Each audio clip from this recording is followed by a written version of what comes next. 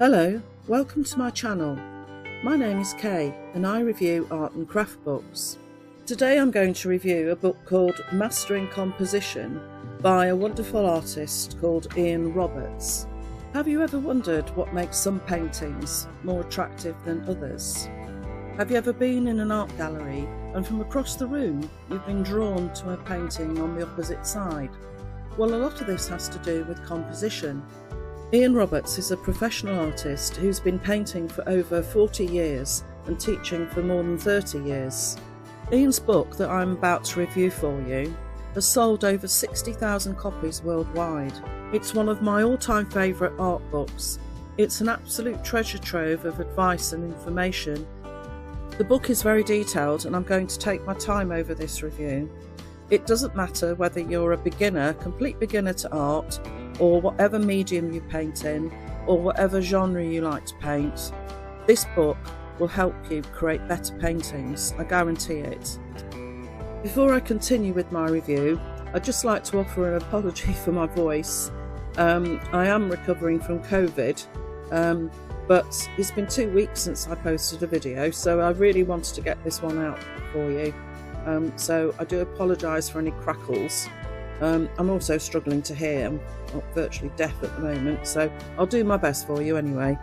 So let's crack on with my book review. So the table of contents tells us that we've got 6 main chapters. We have an introduction, a what is composition, an overview of it, and how Ian would like you to use this book. So chapter 1 is armatures. Chapter 2 is looking at abstract masses, cropping and framing. Chapter 3, colour shapes. Chapter 4, guiding the eye through the picture plane, which I think is one of the most important chapters in this book. Chapter 5, there's a gallery of great paintings that Ian explains to you. And chapter 6, expressing your artistic voice. So how can you create better paintings? And then we have a conclusion and an index. In the introduction, Ian tells us that when he was 11 years old, he accompanied his father, who was a professional landscape painter in Canada, with several of his father's artist friends on their painting trips.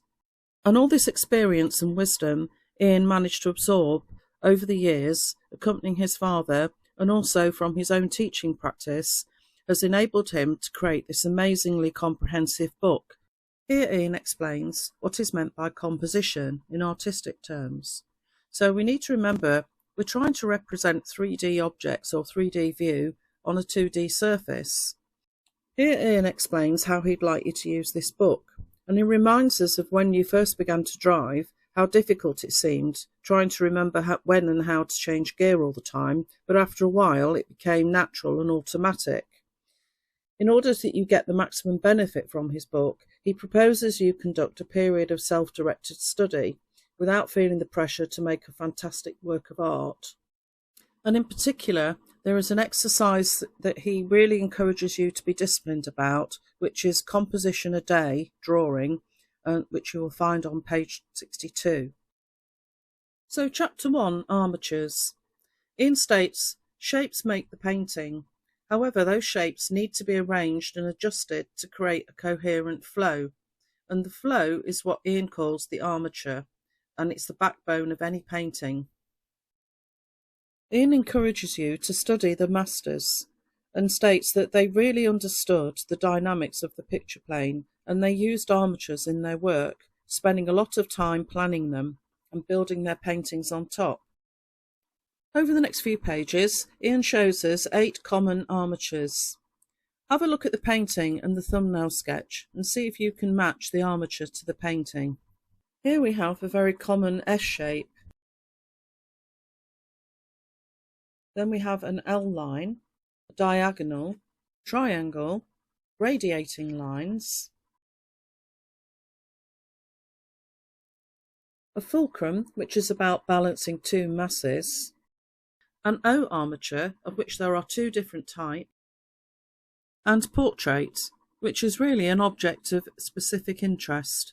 Ian explains how to use horizontals and verticals to create an armature and how to create interest with simplicity.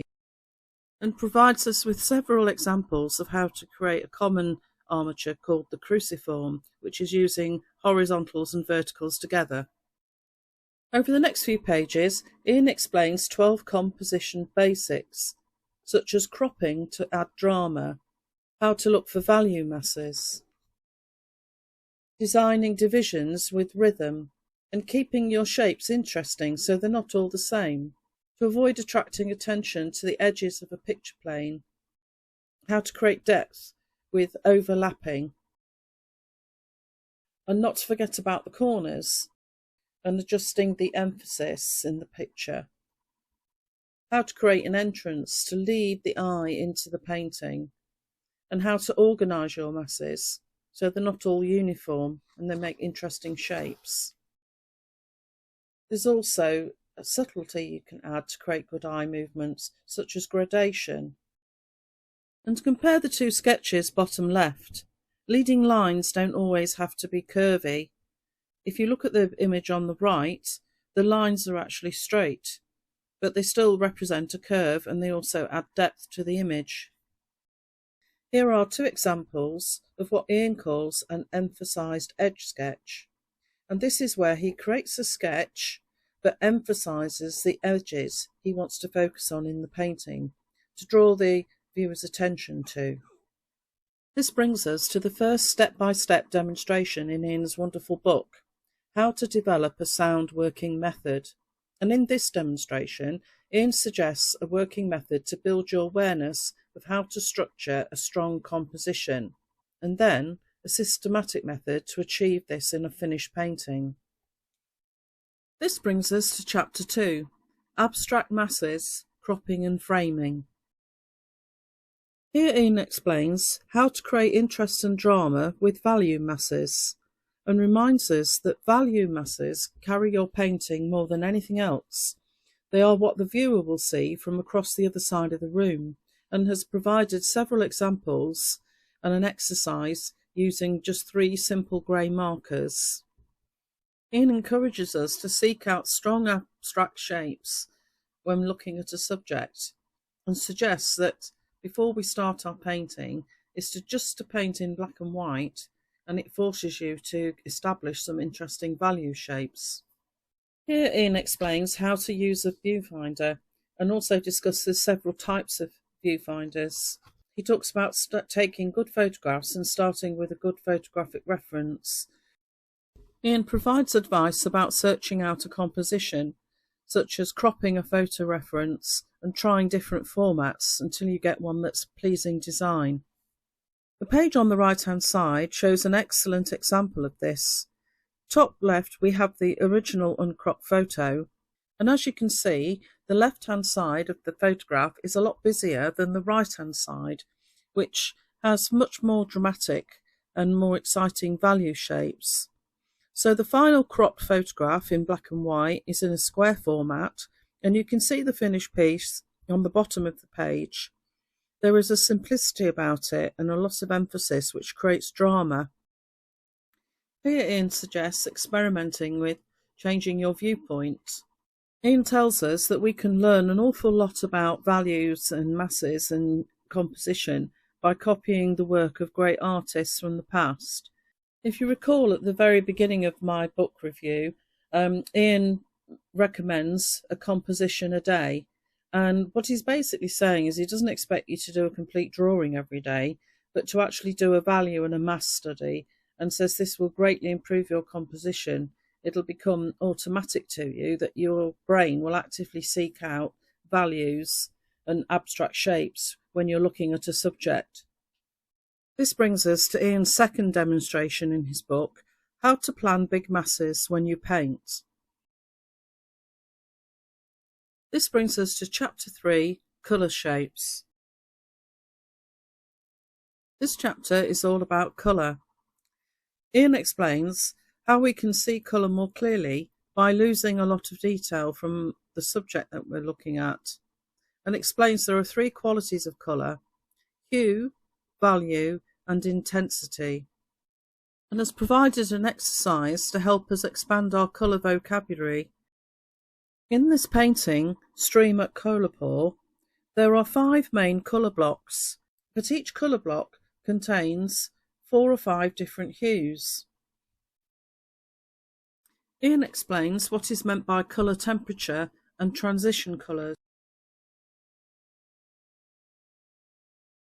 and discusses palettes and pigments, and gives 2 examples of different colour palettes, and explains why Ian has chosen the colours that he uses in his own palette. We move on with advice how to master troublesome greens. The human eye sees more shades of green than any other colour in the spectrum. And Ian tells us how to control edges and how edge control is fundamental to success. Sharp edges attract the eye. Here Ian explains that brushwork is your personal calligraphy. It's like your handwriting or your singing voice. Ian explains how different surfaces and grounds will affect your brushwork, and reminds us there is no magic brush that is going to do the work for you. You need to decide where you're going to apply the paint and how. This brings us to Ian's third demonstration, how to focus on abstract shapes. So initially you might find this portrait a bit daunting, but Ian takes us through step by step how to actually create it.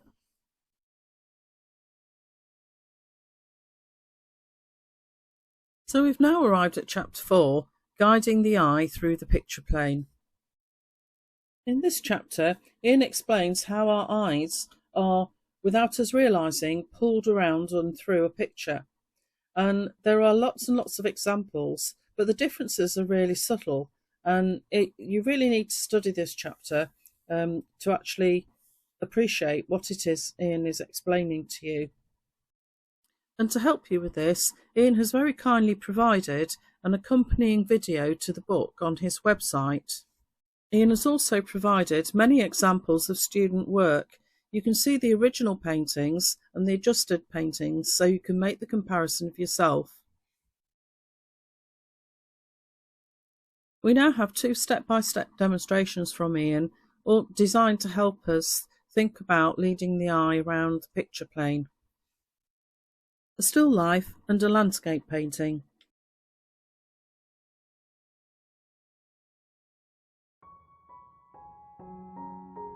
In chapter 5, Gallery of Greats, Ian shares with us a number of his favourite artists and some of their paintings. He says they all had or have a wonderful grasp of composition and a lovely fresh way of expressing themselves. We have examples of work by Jean-Baptiste Camille Corot, John Carlson, Gustav Klimt, Konstantin Korovin, Isaac Levitan, John Singer Sargent, my personal favourite, Joaquin Soria, Andrew Wyeth, and Anders Zorn.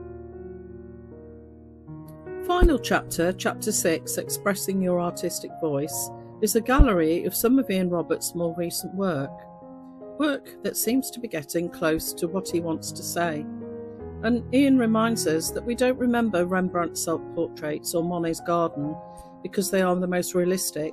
We remember them because we were gripped by the truth and strength of the artist's personal vision.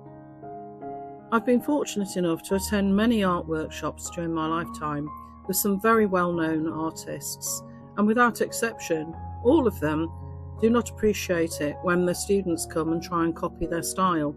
I recently attended an art retreat for a week with a very well-known watercolour artist, and a couple of the students at the end of the week were disappointed with their output, and when I asked them why, they said, "I still can't paint like Andy," which I thought was really sad. I will never be able to paint like the artist whose retreat I attended, but I learnt an enormous amount from them about value and how to control watercolour itself. So I'm really grateful for that. But I didn't go into the retreat expecting to be able to paint like my hero, one of my watercolour heroes. I felt quite sad for the students who made that remark. The key is to find your own unique style. That's what makes you different, and that's what makes your work special. Mastering Composition by Ian Roberts will certainly help you achieve that. This is an exceptional book. It's hard-backed, It's stitched and it opens flat, which regulars to my channel will know is one of my personal bugbears, books that don't open flat. It's a really beautiful, comprehensive, well-written book, which I cannot recommend highly enough if you want to improve your paintings, regardless of the subject you like to paint and regardless of your chosen medium. In the description below, I've put a link to Ian Roberts' website, where Ian has kindly provided a free video that you can access all about mastering composition. You will also find a link to Ian Roberts' online course. It runs for 6 weeks and it only runs once a year. As well as Ian's Facebook and Instagram accounts, I've linked to his YouTube channel, where Ian has 175 YouTube tutorials, and he posts a new one on the first Tuesday of every month.